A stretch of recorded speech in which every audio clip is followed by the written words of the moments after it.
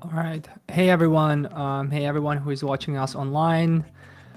We are streaming YouTube, Facebook, LinkedIn, X. Hey everyone. Thanks for joining in. Thanks for tuning in.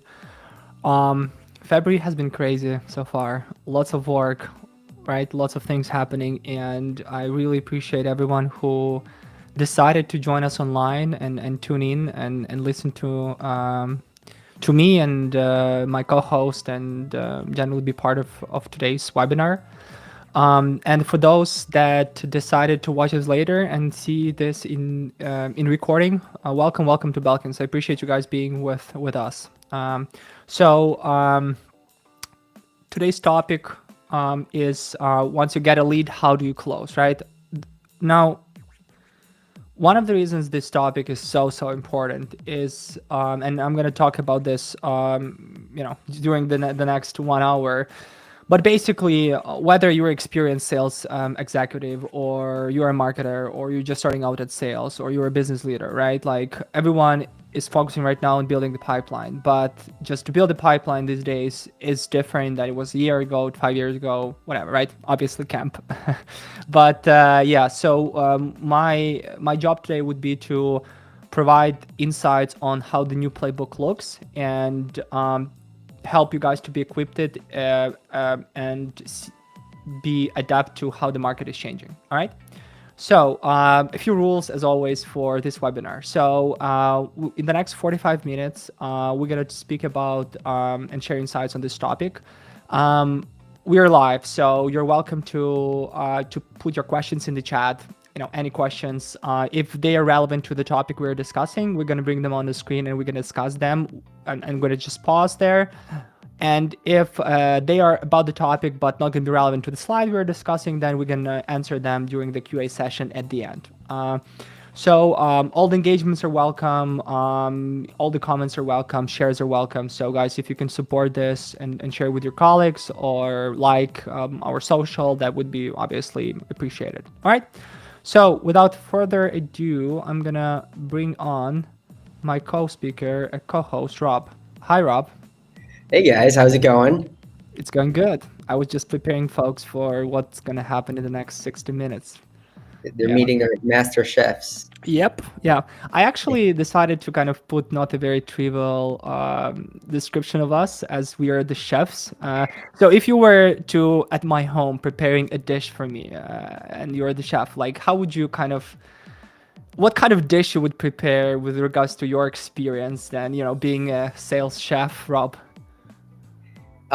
What kind of dish? Like an actual dish? No, probably gonna be what sales dish? How would you describe and characterize yourself as the kind of sales chef? So let me start. So Yeah. I'm definitely gonna go for the spicy food, right? Something that is not very difficult to prepare, something easy, but something like chicken gumbao or something that you can put the spice on and can blow your mind. And it doesn't take a lot of time, but it's tricky. It's very easy to kind of to mismatch the ingredients, something like that. But at the end, the entire group will be happy, full, and get the job done. Oh, I love that. Mine would probably be like a dish that is familiar. Maybe something your mom used to make when you were little, and you can bring to any barbecue, and it'll be a hit. So it's the same thing over and over, passed down generation to generation, and always at the top of everyone's list when they're meeting together. Probably I that's love mine. it. I love it. So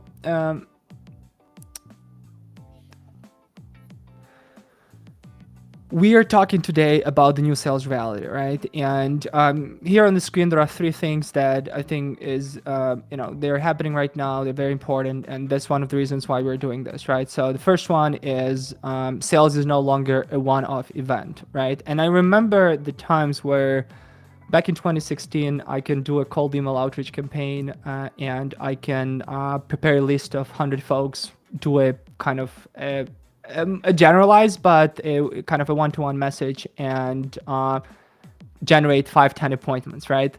These days it's not possible, right? Like my buyers would never gonna go for it. So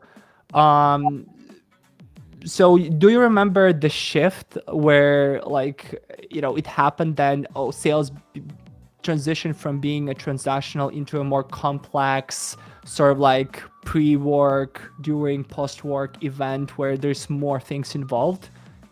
Oh yeah. I mean, for me, so when I got my start, it was consulting fitness companies. Okay. Um, so fitness companies at the time, if you wanted to get fit, you would just sign up. It was very easy. And as people started to progress, that you needed to capitalize off of market penetration and its uniqueness to each specific individual. So there was a massive shift, after this big box gym, mentality into something that's more boutique and lifestyle related as it Mhm. pertains to partners. But that transcends across the board. To your point, it's you need to make your offering unique and specific to individuals. You can't just spray and pray anymore. There's definitely some power in some preemptive thought. The sales journey has increased.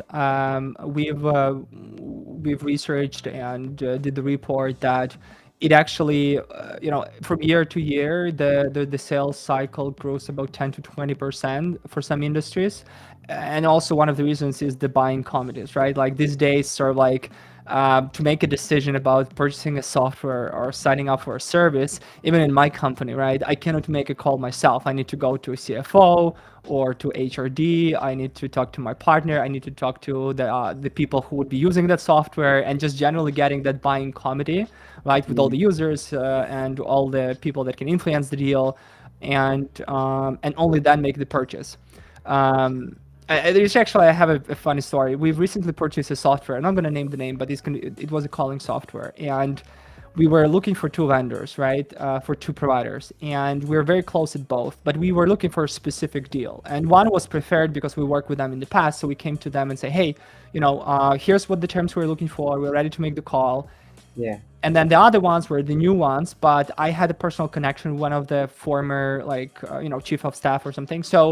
But I wasn't part of the evaluation team, right? I just kind of was aware that this is happening, but wasn't part of it. But I can influence the deal. So my team was like talking to me about the deals and say, hey, so these guys are offering this and these are not budging. So I said, all right, listen, I know someone from that team. I'm going to reach out to them. We're going to talk. So I talked with them. They did the deal. So the long story short, the first company that thought that they were kind of more, they had the deal nailed, that they sort of like already figured out something. We're beaten by the other guys that were just happened that I had a connection. We get a deal, and we just signed them with them correctly. So then the head of sales from the previous company reached out and say, hey, Michael, I thought we kind of, had it all figured out. We had a good deal.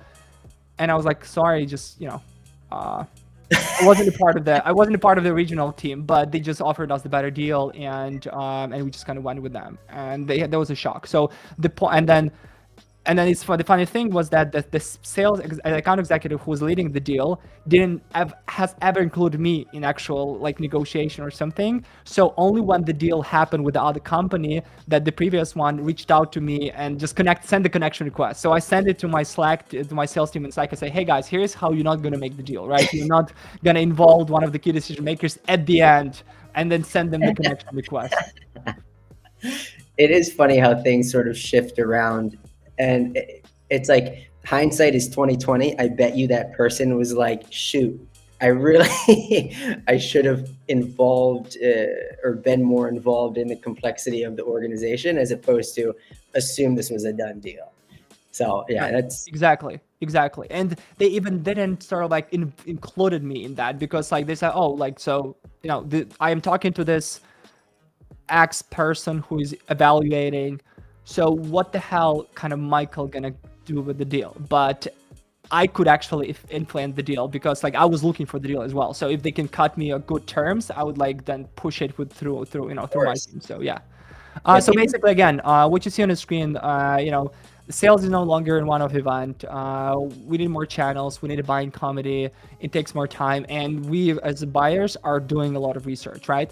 So because of that, it shapes the way we should approach the closing in general, right? And my job today, my and Rob's job, would be to explaining you and sharing the way we look at the more integrated buyer journey with pre, during, and post events that are happening. So what you see here on the screen is, and you can, by the way, download the PDF of this. This is our internal approach that we're using to build a complex integrated buyer journey involving both sales and marketing for a sales and marketing alignment in a way. So it's a 4 stages. So awareness building, activation, conversion, and retention stages. So what's happening with the prospect that they're just getting familiar with our company, what's happening during their buying journey with us, and then what's happening with them when they are already a client, right? And then and then depending on your budget, there's small budget, mid-size, enterprise team, they have different budgets, so you can play around with it and then add the different components. So if we look at like every one of those steps real quick, so the first one, and I hope you guys can see it. I'm gonna just quickly put it on the screen here so you can all see that. So the first step, like attention building, right? Basically what you do is you wanted to make sure that you're not just talking to leads with regards to selling your service or the product when there is already a sales conversation happening, but you start warming up and nurturing those leads far before an actual sales is happening. And what you see on the screen is some of the examples of the work that we are doing, right? So I here highlighted just some of the most important points. So first off, we always are building a list of targeted accounts and prospects beforehand. So we are targeted in the way who we're nurturing and who we're reaching out to, even during the marketing stage, not even focusing on the sales stage, right? All our marketing products or all the things that we're doing with the marketing, primarily focusing on this stage. It means that we're trying to do multiple initiatives at the same time because, again, different buyers, someone prefers podcasting, someone prefers reading a high quality article, someone doing social posting, some enjoying the webinars, and so on and so forth. So we're trying to do a lot of those, right? This process works really well if your ACV is more than $10,000 because then you can do kind of an omni-channel outreach. You can do calling, LinkedIn, and so on and so forth. And then during this stage, what's important is that this target list is first being processed, or I have some kind of automation where actually I reached out to those people and connect with them and start building relationship even far before my sales team is doing that, because I have a warmed up profile, I have a good reputation, right? And if I extend invite, then there's a higher conversion that people from the industry or the potential client gonna accept it. So what I do is I start building that relationship early on, before even my BDR is going to reach out and start booking the call, and far before my sales team is actually getting on that sales call. So they already start thinking, all right, oh, who is Belkins, who is Michael, what they stand for, even without us pitching it, right? And we always kind of create some resources to kind of support a value proposition so these prospects can engage with us, right? And I know that this process doesn't work really well for all the businesses. Rob, what do you think, like if I'm a small business owner or I have a small business, what of this I can do easily, or what of things you think would be useful for me, and what's more for more bigger teams? Yeah, of course. It's so interesting, and I love that you put this in here, because the way I try to frame things to any size business is the fact that it's sort of like inundation marketing. And when a movie theater or a company comes out with a new movie, there's a commercial, there's a billboard, there's a radio, segment. Right. There's all of these different things that they're doing before they maybe even see like the actual movie or the preview. And so when we're talking about marketing at any scale, you want things that are going to overlap, and you want to make sure that the ROI is on par with the level of company that you are. If you're a small business, then you really don't have the budget for $10,000, $15,000 PPC ads that are going, through Google. Your budget, you have to maybe bootstrap it. You have to start relatively small. So I like to frame it as 3 different areas. So one, you pick a platform. Outbound LinkedIn is our bread and butter, and we help thousands of companies, small businesses on there. So pick a platform, pick an engine. So Google. So start small, and then the other thing is anything grassroots, or actually getting some in-person traction, whether that be an event or webinars, other things like that. But those are the three small pieces that I would do if I was a small business, and those can be scaled, up to Belkins level. Yeah, love it. So when we so this is activation the first time, the first part, it can take you a month and 2 months.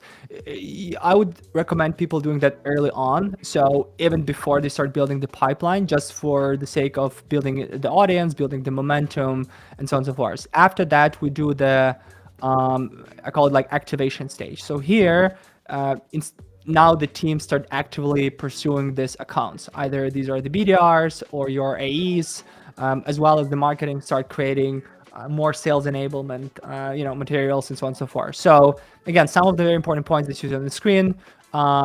Here, our AEs are connecting with prospects even before the BDR starts reaching out to them. Again, going the level that we wanted them to see that, we already have a connection with someone that we're going to have a call with. So when there is a handoff, we're not just handing off to another new person, right? But they're already familiar that, I actually am connected with Brian or with Carolina or with someone else, right?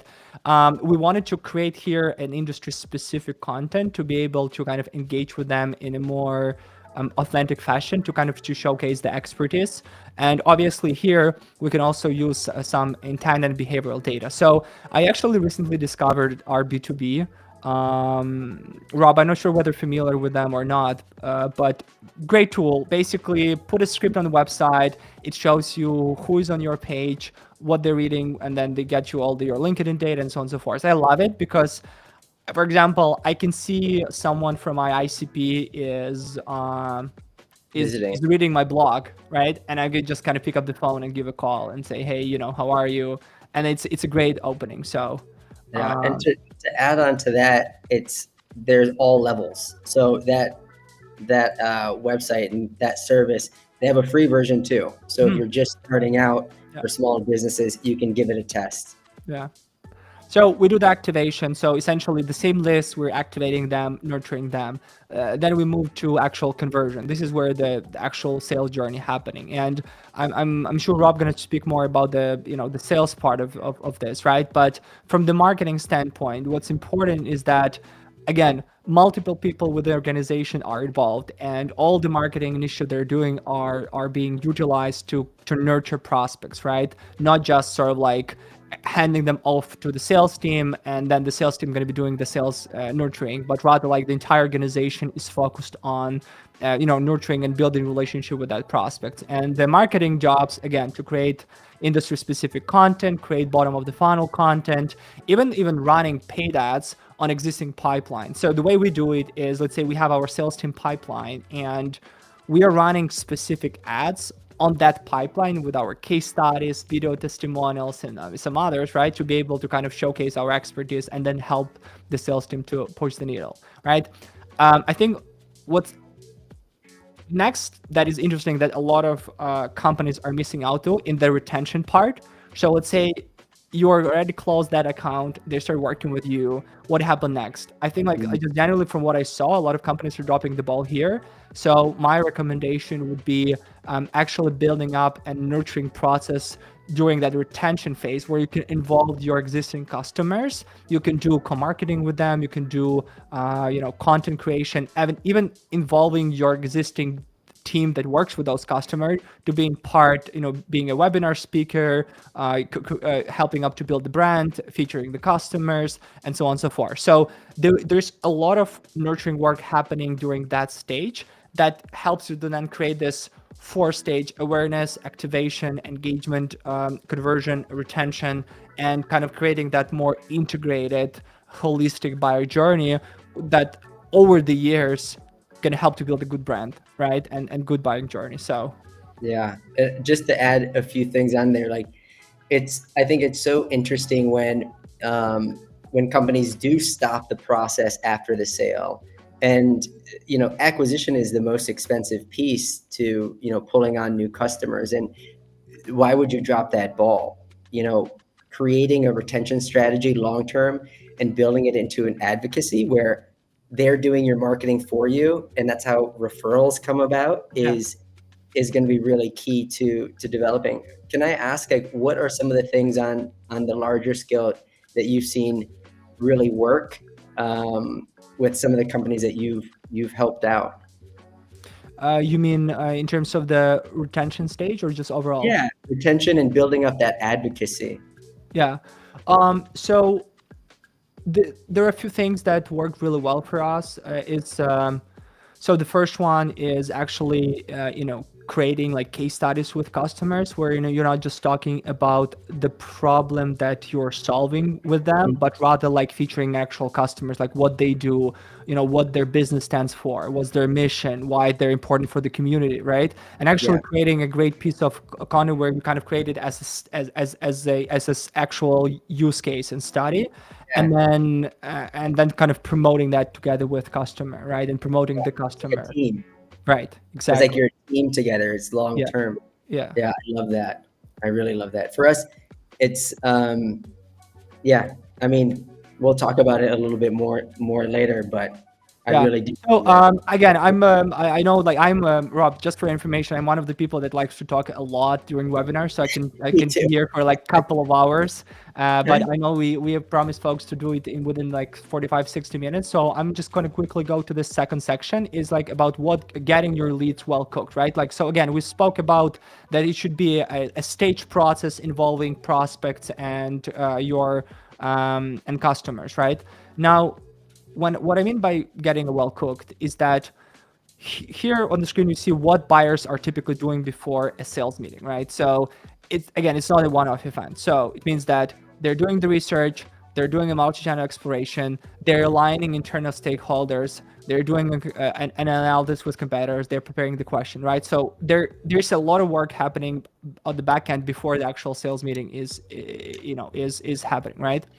And the reason why aligning your messaging is important is if your customers would have a different sense of things, what you're doing and how, and the way you differently communicate your value proposition, your pain points, then they're going to have a mess in the evaluation process, right? So our job would to create that seamless and integrated journey for them. And because of that, you need to always align the messaging. So here's a good example of messaging alignment. We call this a competency mapping. So you can guys kind of save this approach. Basically, we analyze the case studies of our clients, and we analyze not just the industries, but go deeper into sub industries, as well as what are the solutions that we are providing for this subgroups, right? And then we're evaluating from 1 to 5 how easy it is to sell to that subgroup, how interesting it to sell to them for us, right? So how much money we can generate and how value we can get for it as a customer, and then what's the market growth, right? Like whether that specific subgroup is growing or not. Based on that, we can actually prioritize and have a good sense of like, all right, here's the target prospect we wanted to go after in that specific subgroup.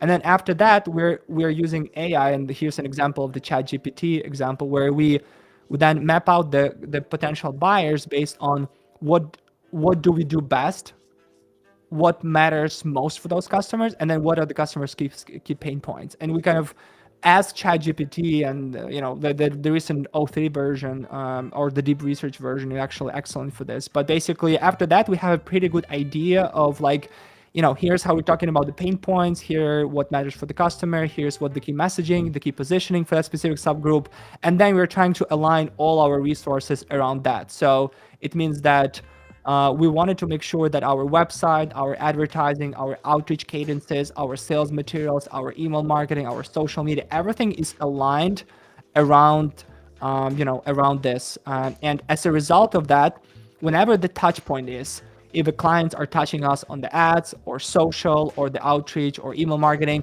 they would have a pretty sort of like same idea of what we do and how we talk about that. So during the revelation stage, they're gonna have much more, they're going to spend less time and they just have much more clarity, right, on this. And what I also love about this, and this is like the hidden benefit of this, is we've seen a trend that a lot of customers that found us through AI tools like Gemini and ChatGPT. They search for it, and the way the AI tools work is that they're aggregating and sourcing data, and then the cleaner your messaging is, the better the sort of like the ranking you're gonna have in that AI tools, in a way that it's gonna be easier for them to kind of get like, oh, these are guys are only talking about that, they have authentic brand about that, so we're going to kind of rank them higher than the others, so we're going to get more leads.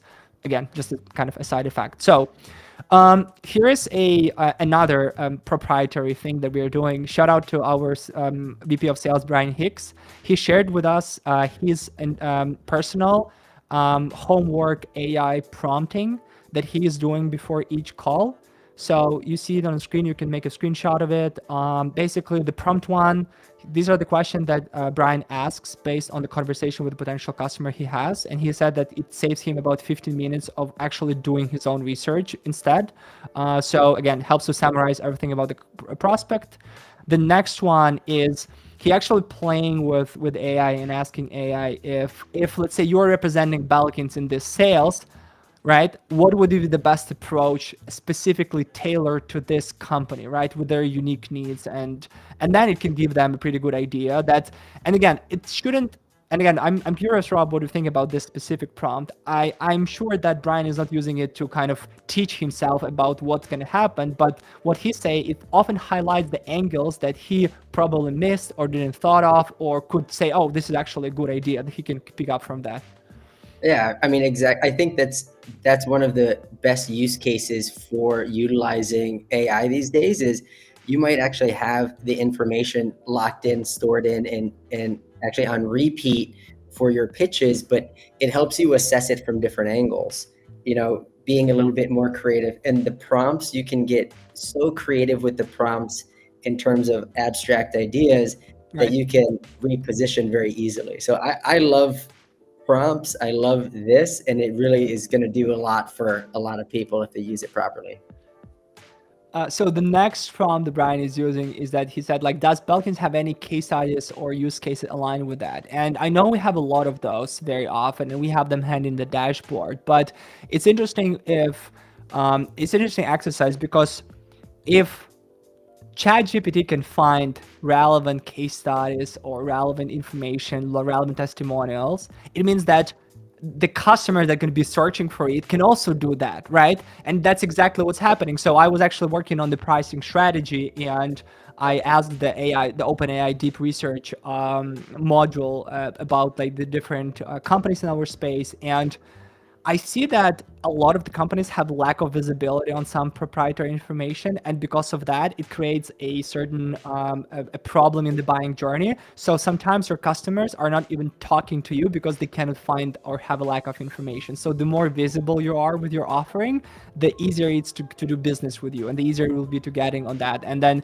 you know, they can get on the sales call not to find out about the use cases, but they can get on that sales call to sort of like start building relationships, start seeing sense of like, all right, how it's going to work from the risk standpoint, or what from the benefit, how the contract going to look like, instead of like verifying like, have you guys worked in this industry or not? Which again, you can do it beforehand, right?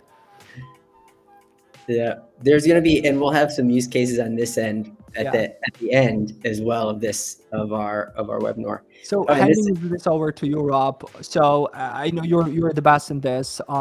So yeah, so I am a marketer, right? So my job is to nurture, cook them, make sure that we can get those leads to the sales team. But what's going to happen when they're actually talking to an account executive?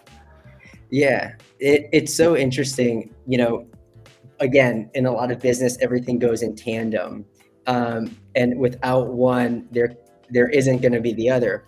So basically, what I wanted to cover today is something that we found a lot of our partners tend to, I guess, drop the ball on, because we help generate leads. Like that's what we do. We get them qualified leads, but if they can't close them, then you know what happened. Right. So we're going to cover this. Basically, any sale that in any industry, and again, Outbound, we have almost every industry you can think of, and as it relates to small business, we work with. And what we found is you break down a sale, any sale, into 3 different parts. There's rapport. Rapport is an opportunity for you to break down barriers, understand your prospect, understand where they're coming from, any unique issues that they might have. The value piece, which is the value you can create for them. What do you do that you can help them solve and make their lives a little bit easier and happier on the other end?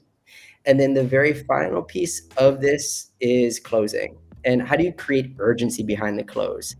So oftentimes this is, and I'm not sure if this is what you've seen as well, Michael, but a lot of times the sales piece can be dropped, whether it's an owner accomplishing it or some of the sales team, they just miss the mark. Yeah, 100%. Yeah, it's a ongoing learning curve, right? And very often when I am closing and selling very often, but if I don't have a clear framework or a map in front of me that can guide me through that, very often I'm just dropping the ball and I have no idea of what happened, right? And that first sort of like conversation is so important, because that's the only way you can sort of like differentiate yourself in that sense, right? Because like I've done the competitor research very often, I'm doing that very often, but I did this not so long ago, and I kind of looked at our closest competitors and I was like, our value proposition is the same. The messaging is similar, the experience is similar, like everything is like, as the buyer, like they were confused. But getting on that call with someone from the team that represents the values, represent the energy that you're getting, right? And kind of help them to walk them through the process is so important. So that's the reason why AI would never replace the sales executives, right? So I know, it's so funny, and people buy from people they like. So if you're following an approach that works, and again, this is proven, our company, you generate leads, but what you do with them is going to be in your hands. These are the tools that we often talk about. So I want to run through this framework step by step, so it's not just so abstract, and provide people on the call a bit more of a foundation in their sales process. Again, whether that be their sales team or the owner accomplishing it, we want to run through that. So the first step that we run through, and before we even really dive into rapport, oftentimes people think about the sale, and I think that, Michael, you probably can attest to this. When they hear selling, automatically it's used car salesman, someone from like the 90s, slicked back hair, and they're like, what are they going to sell me? Walls are up. It's just such an uncomfortable feeling. right. So the way I try and preface this is, you're not selling, you're sharing. And if you believe in your product and what you do and what it can do for these people, it makes the conversation easier. It's like having a beer at a bar with a friend. It opens up this dynamic where you're actually problem solving together. So I would love for people to start to think of selling as more of a sharing mentality, because then it's a mix back and forth. And to sort of dive in a little bit more, but I mean, before I jump into some of the specifics on rapport, Michael, you have anything to add to the sharing proposition? No, I think you're just pretty Right on point. Okay, Yeah. I'm gonna keep running through this. I know that we promised a 45 minutes, so, and I'm a talker. So, but basically in the rapport section, and I want you guys to think of these sections as, these silos that you should not jump over into the next one until this one is full. So rapport is one silo, value, and then the close. So in your rapport silo, you want to fill this up with as much ammo or grain as possible. And the way that you do that is you identify specific questions based on what your company can potentially do for, this other company that you're prospecting, and asking them questions based on your solution. So we'll use fitness as an example, just because it was top of mind. I think I mentioned it earlier, but when we're trying to create rapport with people, we don't just see someone walk in and say, hey, do you want to sign up? It's a little awkward. Right. And we don't just talk about what we do. Oh, we have this equipment, we have boxing over here. This woman has never boxed in her life. What does she care about boxing? Right. We have to ask pertinent questions. An example is, when's the last time you were working out regularly? When's the best you've ever felt in your life? Is it when you maybe were in school or you were on a sports team? Talk to me a little bit more about that. And as you're asking these questions that revert back to your value proposition and what you're able to do, it's important to ask a few and try and dive deeper. So if my question was, when's the last time you were working out regularly? My follow-up, or like I would call it like a 3 degrees of questioning. My second degree after that would be, why did you stop? And then they'd answer. And the third degree after that would be something like, well, if you could get started again, or if you saw yourself in this position, how would you feel? Would you feel great if you were able to look and feel the way you want to feel, or look the way you did when you were X amount of years ago, or whatever it might be? But anyway, so rapport is going to be a big piece of it. Value is next. The value piece is where you dive into sort of what you're able to do for these individuals. So this is where you really get to shine. And you don't just talk nonsense. You revert it back to what they just spoke about. What's held them back? Do they like to box? Do they like to run? Whatever it is, you're able to really, and to Michael's point earlier, direct the conversation for what you can fill, these gaps you can fill in, into this specific prospect. It's important that you believe in what you do and you want to. Oh yeah. Yeah. I mean, I don't know. Do this the other still people that don't believe their product or service, but they're like selling it. I think like just the passion is a transferable thing, like an energy, right? Where you feel that the people that you talk to, they actually are passionate about what they're doing, and you want to do business with them. If a person doesn't care, then right. Yeah, no, I completely, like, without passion and belief in what you do, like, what are you doing? Right. So after the value piece, that's when, you're able to now flow over into the last silo, which is closing the deal. A lot of people do a few things with this. They try a multitude of techniques and variations. The easiest thing is to use one of these two closing techniques to drive urgency. It's direct suggestion or alternative choice. So, Rob, I love that your goal is to look better and feel better at the gym, and you want to do that on bicycles. We have that, and we can do that for you. So let's get you started today. Direct suggestion, okay?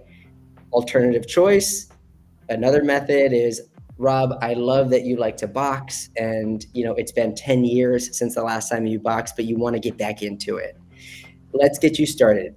Do you want to do 2 days a week or 3 days a week? And the funny thing with both of these is you can use them for anything. Dating life, the same. You can, like, if you have a partner and you provide too many options, like, what do you want to eat? I don't know, this or this. Do you want pizza or sushi? Pick. Or I want sushi, so I'm going to direct the conversation into what I want instead of leaving it open. Hey, let's get some sushi. Yeah. So again, sharing and the sales process is so unique and dynamic, but that's where, at least here at Outbound, we get the leads, but we have consultants to coach you through and make sure that you're following the proper steps, regardless of your experience level. We want you to feel comfortable and actually do some great things. There's a few.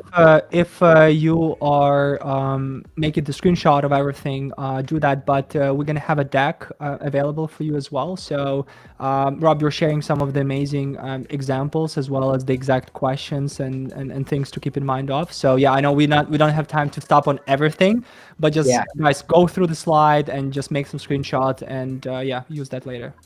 Yep. So I'll just a few more things on my side. we're gonna pop through. Just urgent or objections are gonna be something to think about as you process. Understanding what most of your prospects' objections might be is gonna help you overcome them. So is it time? Is it money? You know, whatever the limitation might be, it's better understanding that and trying to gauge that early in your conversation, maybe when you're building value. How you handle an objection is pretty simple as well. I know that a lot of times people tend to just bypass this and say, oh no, you know, money is not an issue, like trust us, or time, oh, you know, you'll be fine. But this is an issue that people have. So it's going to be important that you identify a unique pattern to overcome this regardless of the issue. So I would take a screenshot, and as Michael said, there's a few areas I would screenshot or at least look at it and reference after the call. But you want to isolate, empathize, redirect, and suggest. So if it's time and it's fitness, for example, you can say, hey, listen, Rob, I know time is an issue. I understand. Trust me, I get it. You made time today. You came in here. I believe in you. Let's do this together, and we'll see how it goes. Would you like to sign up today or tomorrow? So go ahead, baby. Yeah, so that's how you handle some objections. Some final tips. Again, it's really going to help you guys to better understand how your sales process is, you know, where some of your shortcomings are, and if it's too dynamic and, you know, you guys are getting caught up. But two big things on this slide: avoid yes and no traps. So those can be a little bit rough. When you're trying to ask a question, they can easily shut you down. And then over talking a close. So I know it's uncomfortable asking for the sale. That's why we have those two, direct suggestion and alternative choice. That's going to help prevent you over talking a close. So get your proposition out there. Let's get you started. Can you give an example of don't overtalk on the close? Oh yeah. So I'm sure a lot of people, and especially if you've done sales, what they tend to do is they get nervous because the other person might not be talking, Right. or they might not be feeling the end of the conversation. So over talking the close is, you know, you talk about your value proposition. I'd love if we did this. You know, what are your thoughts? I also think that maybe we could do this for you, Michael. Or actually, what about if we did, and they just continue this wheel. And it's like, okay, stop talking, let them respond, hear their objection, and then you can try and overcome if you haven't already overcome in the value portion. So that's what I mean by over talking. Yeah. Let me go to the next and final. And this is back to you, Michael. You know, again, hopefully everyone got a little bit from that piece, but we'll keep the ball rolling here. I also so you get your call, right? And you follow the framework, you're feeling very comfortable about the sale. The next thing, what's happening where most of the people are dropping the ball, is what's happening on the post-call nurturing. And I wanted to highlight a few things that helped really well for my team. So again, some of the suggestions is here on the screen. You know, the most important is don't send the generic follow-up emails, just checking in email or something like that. I hate those, you know, and that, as well as, you know, don't sort of send too many follow-ups. Like sometimes when people are just following up on me from all the platforms every day, it just got annoying, right? And just doesn't work, right? But here's an interesting thing. So you can also screenshot this. This is a 42-day sort of follow-up sequence that an account executive can use to be able to create this soft touch sort of nurturing you know, process where you don't necessarily just say hi every time, but rather kind of show that, you know, you're here for the long term, you're building the relationship. And this sequence can be extended to, you know, 2 months, 3 months, whatever. What's interesting is these are just the touches that a sales team is doing while the marketing is still doing their work, right? So you're still gonna see the marketing function being involved in this nurturing. So together, you're building up a pretty solid touch base, right? So right now, we think like on average, if you're buying a $25,000 software or any $20,000, $5,000 plus, you need at least a 60 touches with your brand before you make a decision. And then, so here it could be a good, deal of those touches. Here are some of the things that you can use to maximize your lifetime value of the deals. So again, segment leads by readiness, offer perks, and just generally, educate on sell. Again, I think it's pretty fundamental, but as you pointed out, Rob, very often the fundamentals are very often being missed out, right, and overlooked. And like in marketing right now, we're going cycles. So in marketing right now, the fundamentals are the most important part of it, right? If you build a solid funnel and a good process, then you're gonna be all right. So. All right, these are some of the things that our sales team is using. We're always leveraging social proof to help us with closing and with the nurturing, and we use a lot of different re-engagement strategies, because one of the other things that is very often overlooked is that stage in your pipeline that is close lost or re-engagement that not very often are being worked at. And I think right now, Belkins has over 14,000 deals in our lost deal pipeline over the last 8 years. 14,000. So actually this year we're going to be bringing on a couple of account executives who will be just focusing on that lost stage, right? Because the lost stage for us, it's subsequently their own lead generation channel right now, just because of so many lost opportunities that we had over the years, obviously. So basically just closing up, and we're moving to the questions and answers. So again, for those who are joining us, how Belkins can help, these are some of the 4-5 strategic things that we're doing for clients. We're heavily focusing on the strategy. We're going with the omni-channel mix of different channels. We're focusing on bringing sales and marketing into conversation to create an alignment. So our offer based on that kind of middle part. We're focusing on the lead sourcing, and our job is to build a comprehensive campaign that is integrated with your team, right? So we sort of are trying to, if we wanted to integrate outreach with webinars or outreach with paid ads or outreach with social, right? We don't necessarily need to do all of that ourselves, but if you already have that, then we can kind of plug and play, with that. Here are some of the results you see on the screen for those that are not familiar with us. And then here's an example of a case studies. One of our clients is GE Healthcare, big provider. We work on this, we call it a combination of a offline trade show events and an outreach, where we can do pre, during, and post conference outreach with clients and get some solid meetings. And for those that join us, just say complimentary or some special things to thank you guys for joining this webinar. If you scan this QR code, you can get your tailored opportunity analysis. So basically, we're going to analyze your market, we're going to analyze your ICP, and then we're going to provide an estimation of a quick wins, long shots, cost per appointment, closed ROI, industry breakdown, average, minimum, and so on and so forth. So you can pretty much see where your money can go in terms of the investment, as well as if you scan another code, we can do a channel mapping for you as well. So which is just bringing on our delivery team, doing the channel mapping with you, and figuring out what are the cross-channel campaigns you can run that could generate some of the the best results.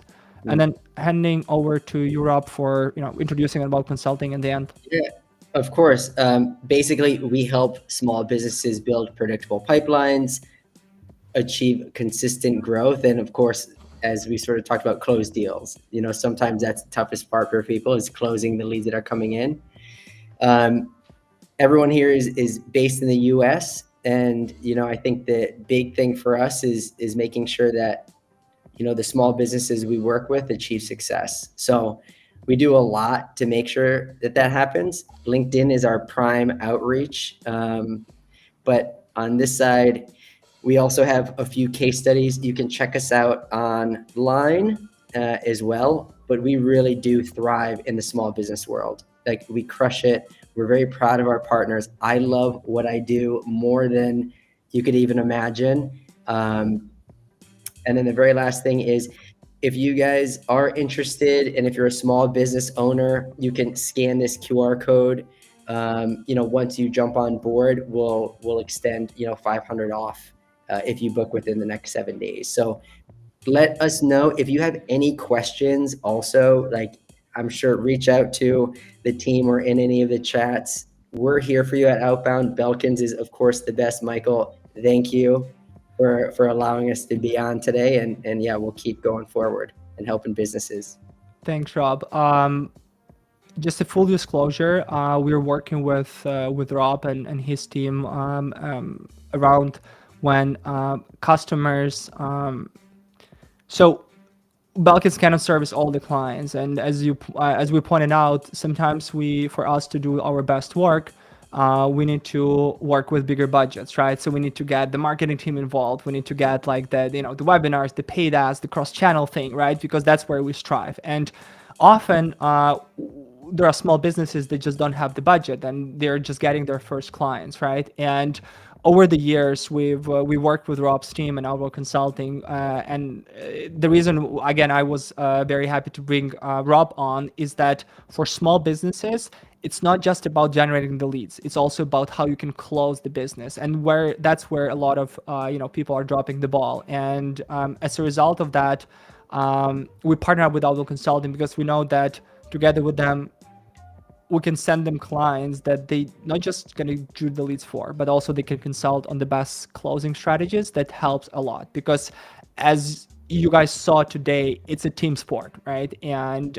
you need everyone involved to actually build a relationship, generate a pipeline, close, nurture, retain, and so on and so forth. And as a result of that, at each stage, you should look for the partner that can match your needs. And very often for small businesses, again, it's that closing part and closing consulting that is also very important. And plus the fact that obviously you guys are having LinkedIn, I do believe that for small businesses, just building up LinkedIn presence is so important. And I'm surprised why not many people are still doing that. You know that only like 1% or 2% of LinkedIn accounts are active, like with people actually are creating content and building audience. I think there's like 800 million users, and in the US there's, I forget it, maybe active is within a month, I think like 80 million or 60 million. I'll have to, don't quote me, but it's a ton of people who are on it. They're just not posting as much. It's pretty crazy. Yeah. They're not, so utilizing that as an outreach platform is beyond successful. But thank you again for that. And yeah, we're here to help everyone, so Thanks. Together we can do it. So we have some questions in the chat, guys. So we still have, I think, like 6-7 minutes. So we are able to cover a lot of questions. So we're going to start off from the beginning of the chat. And we're going to just go over the questions. So, so if you have any questions, drop them in the chat. We're going to bring them on screen and we're going to be able to answer them. So anything related to the topic we discussed or any other questions you might have for me or Rob, happy to answer. So the first question, Rob, is, do you have any life science specific tips for co-marketing and advocacy? Have you worked with life science, Rob? Yeah, it's so funny. There's a book called The Book of Five Rings, and they say if you know the way broadly, you can see in all things. And when it comes to a lot of the life science aspects or the medical industry, even if it's devices, whatever it might be, what we found for the small businesses is creating those unique relationships are going to be key. So maybe it's a handwritten card, maybe it's a little bobblehead with the president's head on it or face on it. There's a lot of things that you can do to create some uniqueness and really thrive with that partner. Of course, it depends on the delivery of what you do. So you have to do great, but those are some of the cool things that we've seen really work, that's outside of the digital realm. And that's sort of on occasion where you want to be is a good mix of in between. So in my experience, what worked well and works well is the two things. The first one is every company, whatever you do, you always generate some kind of proprietary data. You might not even realize that. You might work with a customer on the marketing side and know their budgets, or you might just know their needs and their challenges, or you might sell a medical device and the specifications. So whatever you do, you always generate some kind of data, because we as individuals are always exchanging the data. Even today, me and Rob, we shared some of the proprietary things that we've kind of built, right? This is the unique data that you cannot find anywhere. This is what kind of us, right? So the first thing to build the co-marketing and advocacy, and generally for all the businesses, is to finding and tapping into that unique data set that you're generating and trying to create a unique proprietary content from it. Either are the articles or case studies, and then if you do that in collaboration, getting several clients together doing that with you, getting several partners doing that with you, getting them. So the more you can collaborate on creating and around those unique data sets, the more you can build this sort of like earned media potential, where people can reference the unique data that you shared in their work as well. And it kind of create a lot of traction. So that's the first tip. And the second tip is to repackage it. So very often, let's say we do this webinar, right? And you guys enjoy it. And then so we might repackage and repurpose it as a video clips, as the blog article, as social posts, as the deck, as the cheat sheet. Like, we need to do a lot of repurposing because we are working cross-platform. So if you do both of those, then it's just kind of, again, whatever company you're at, especially in a life science or in a healthcare or in a medical, we've seen that a lot of data or a lot of information is not repurposed or is not sort of like out there, right? And the more you do that, the more you can build those touches with potential prospects. So yeah, overlaying. Yeah. So another question is, when existing customer features aren't really possible due to NDA, proprietary agreement, what you can do?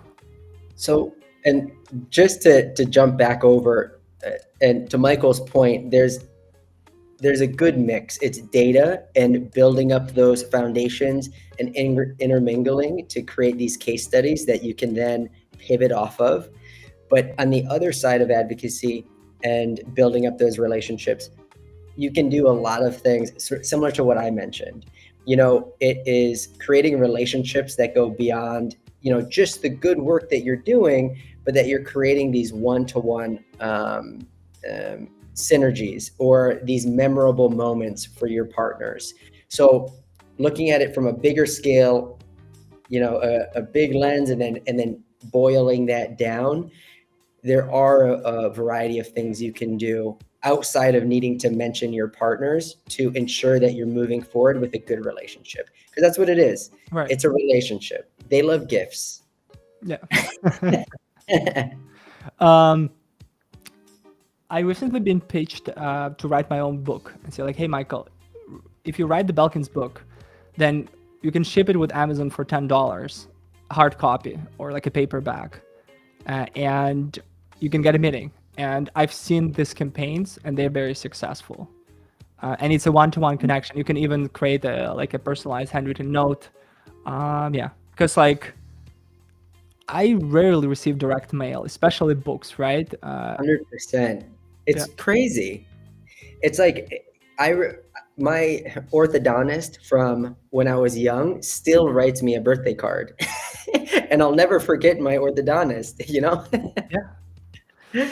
All right. Then we have another question. If you don't have other questions, we're going to close up. So the question is, what are the too many messages too soon, right? So, Rob, what's your approach? How often do you follow up, and just generally, what's too much for you? So I think it definitely varies from person to person, industry to industry. I do think that developing your own cadence based off of what has worked or suggestions is important. So the cadence that you showed earlier, Michael, I think that's great. You can adjust that as if you're a small business or enterprise business according to your needs and your comfort. What I usually see is, if you connect with someone or meet with someone one day after, then 4 days after or 3 days after, then another 4 days, 7 days, 21 days, and every 30 days after that. That's what I've seen. And again, these touch points should be of quality when it's a small business, and there should be some volume in there too. I've one of good examples of someone trying to sell software for me was let's say this account executive Aaron, and he didn't just follow up with me. He rarely did that, but he was very active on LinkedIn. He was sometimes commenting under my post, sometimes resharing with his thoughts, just being active on the content that I was creating, liking it. And I noticed him, and over time I remember him, right? And I remember sort of like the company. And at the time, if he decides to pitch me something, hey Michael, here's like, I would like to have a deal with you. Would you love to talk? I will respond back from him with because I appreciate him being very diligent and just generally, like, I respect the grind. So I would definitely go back to him. And this is different from someone who'll be just emailing me back, like, and I know that this is like a cadence, or I know that this is just a like a templated format, right? So because as you pointed out, very often we become very transactional in a way, so that we don't build those kind of relationship with people. So it's another client in the book, or it's another sort of like lead in the CRM, right? And I want to be special, right? And if you sort of like, exactly, everyone is special. So that's why, like, if you are in a sales team and a marketing and you treat people in a special way and sort of like, and try to think outside the box, then you kind of be successful, right? So the last quote that I'll say is, no one cares how much you know until they know how much you care. So hold that true, like hold that, and utilize that when you're pushing forward with these partners and potential partners. That's a great close up. Rob, thank you so much for doing this today with us. Guys, thank you so much for joining us and listening in and being very active. So those that wants to receive the deck, just pop up the comment on LinkedIn, YouTube, Facebook X, and we're going to DM you the copy of the deck. If you've done the screenshot, great. The recording is available on LinkedIn and YouTube as well. So yeah. All right. And then we're ending the stream. Thanks, everyone. Thanks, Rob. Take care, guys. Bye-bye.